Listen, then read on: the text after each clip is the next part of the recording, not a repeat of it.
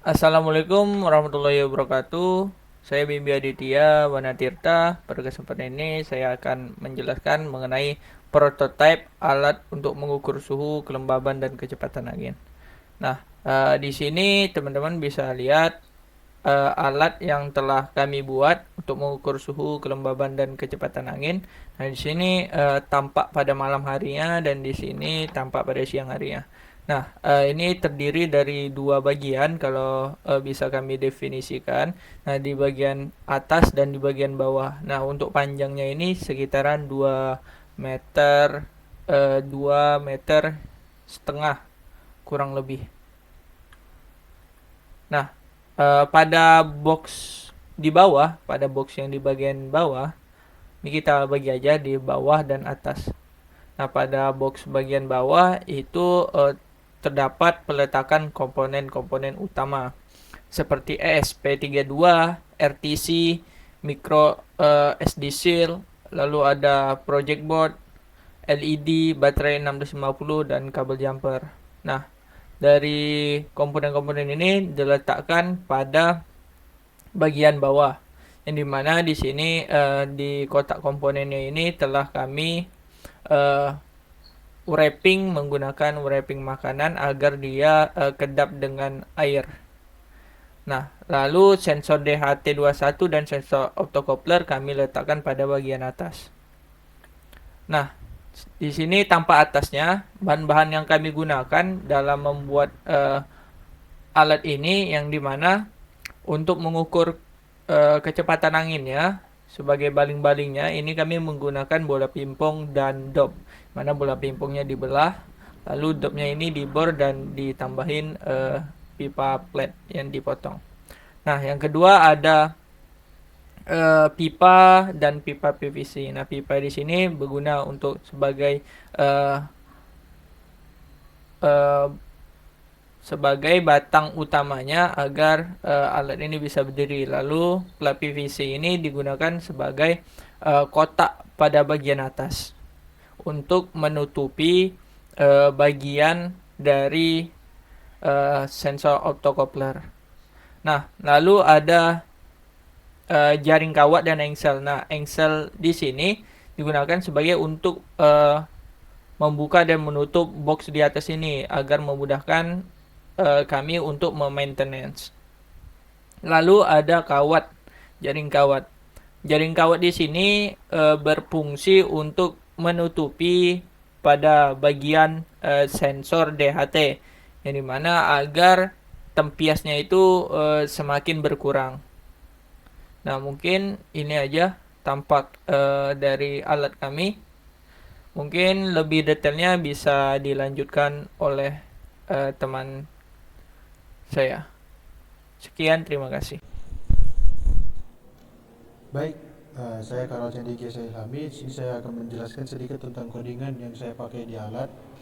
Di sini saya membuat codingan di software Arduino IDE, yang dimana microcontrollernya kami pakai ESP. Untuk pertama-tama kami menginclude library. Yang pertama itu ada library untuk RTC. Di sini di alat kami ini tidak menggunakan OLED dikarenakan akan menguras baterai, jadi OLEDnya kami lepas. Yang selanjutnya itu ada Fred Sensor.h, itu di HT21. Bawahnya juga RTC itu untuk RTC, SD.h dan FS.h ini untuk micro SD. Selanjutnya itu stack define di HT pin 4, yang berarti nanti sinyal wire signal dari DHT itu akan disambungkan ke pin 4 pada SP. Setelah itu ini define DHT type DHT21. LED indikator untuk memastikan bahwa alat itu akan bekerja, itu ya LED pertama, dan apabila alat tidak bekerja itu yaitu indikator LED indikator kedua yang dipakai, yaitu pin 17 dan 16.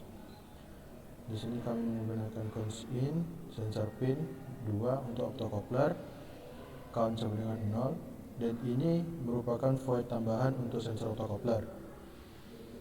Oke, masuk ke dalam void setup.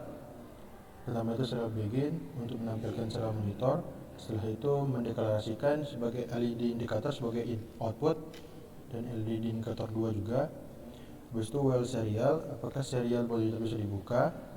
Habis itu SDB, if SDB begin itu untuk mendetek apakah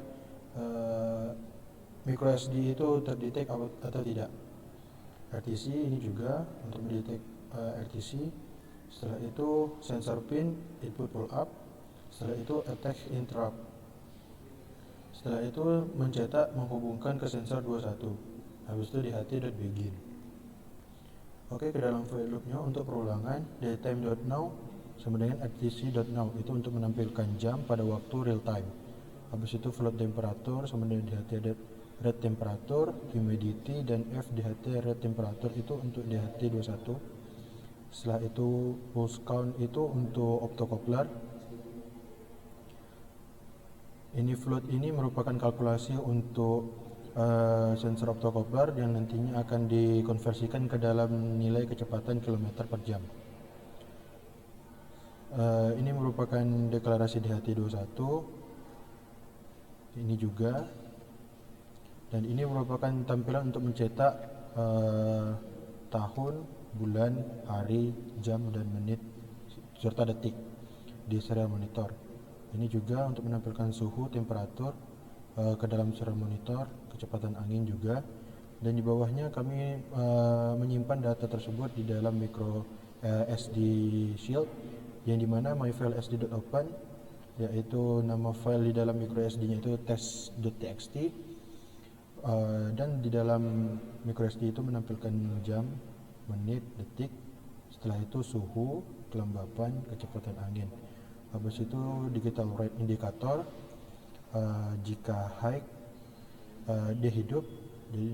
Jadi kalau misalnya dia di dalam data itu menyimpan ke dalam micro SD, dia akan hidup indikator satunya berkedip. Kalau tidak menyimpan ke dalam micro SD, dia akan menyalakan lampu indikator kedua. Oke, sekian dari penjelasan codingan dari saya. Apabila ada kesalahan, saya mohon maaf. Bismillahirrahmanirrahim. Assalamualaikum warahmatullahi wabarakatuh. Oke teman-teman, aku Ridho Febrian dengan NIM 2101010008.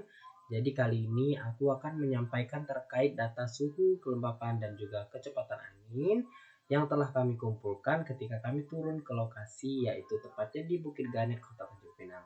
Nah, di sini aku membagikan dalam 3 hari, di mana perharinya itu aku ambil datanya dalam kurun waktu sejam, dan aku bagi lagi ke per 5 menit.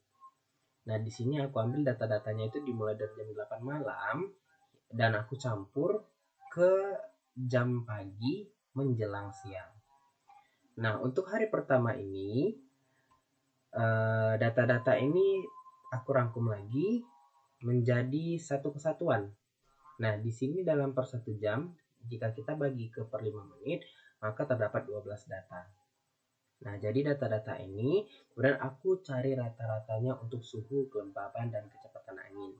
Dan didapatlah untuk hari pertama, suhunya itu adalah 27,45 derajat Celcius, dengan kelembapannya adalah 78,95%, dengan kecepatan anginnya adalah 0,18 km per jam. Nah, kemudian untuk hari kedua ini sama seperti di hari pertama tadi. Untuk data-datanya ini telah aku rangkum ke dalam 1 jam dan telah aku bagi lagi menjadi per 5 menit. Nah, data-datanya ini aku mulai dari jam 8 malam, kemudian aku ambil hingga dengan mencampurkan di waktu pagi menjelang siang. Nah, untuk rata-ratanya di sini untuk keseluruhan data ini, 12 data ini aku rata-ratakan, dapatlah suhunya itu adalah 28,02 derajat Celcius dengan kelembapannya adalah 87,14% dan kecepatan anginnya adalah 1,92 km per jam. Nah, jika kita lihat teman-teman, di sini bahwasannya hari kedua itu kecepatan angin, kemudian suhu dan juga kelembapan udaranya itu lebih tinggi dibandingkan di hari pertama. Nah, kemudian untuk hari ketiga, di sini terdapat 12 data juga dan sama saja seperti hari-hari sebelumnya.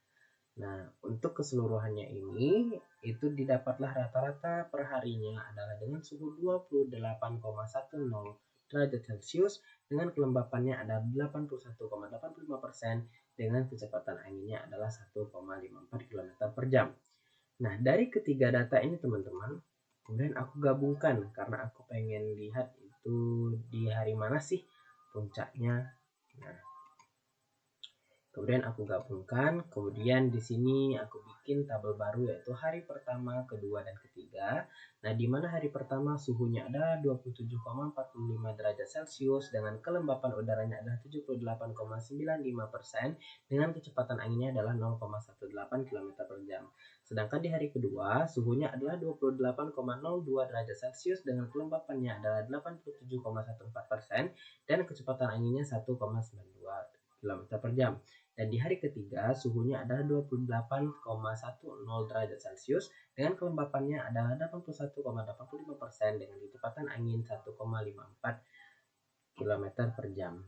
Nah, di sini aku menggunakan data suhu, kelembapan, dan juga kecepatan angin dengan menggunakan diagram garis. Nah, di mana didapatlah bahwasanya di hari pertama dan kedua dan ketiga bahwasanya suhu puncaknya untuk di tiap harinya adalah itu terdapat di hari ketiga. Hari ketiga suhunya lebih panas ya teman-teman, yaitu terletak di angka 28,10 derajat Celcius. Nah, sedangkan untuk kelembapannya di sini puncaknya adalah di hari kedua.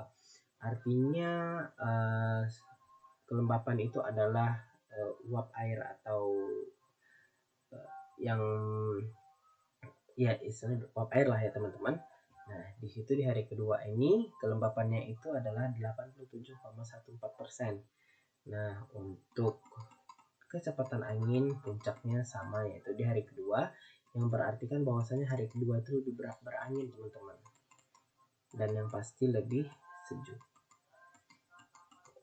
Oke. Mengapa data-data ini berbeda? Nah, data-data ini dapat berbeda teman-teman. Ada beberapa kemungkinan. Bisa jadi pada itu faktor cuacanya bahwasanya hari itu hujan atau bisa jadi hari itu sangat panas terik. Nah, karena dengan ini, dengan adanya data-data ini dan kemudian kita jadikan dalam satu kesatuan bentuk diagram, maka kita dapat mengetahui bahwasanya di hari mana sih puncaknya. Oke, mungkin itu aja. Aku tutup dengan billahi taufiq wal hidayah. Wassalamualaikum warahmatullahi wabarakatuh dan selamat malam teman-teman.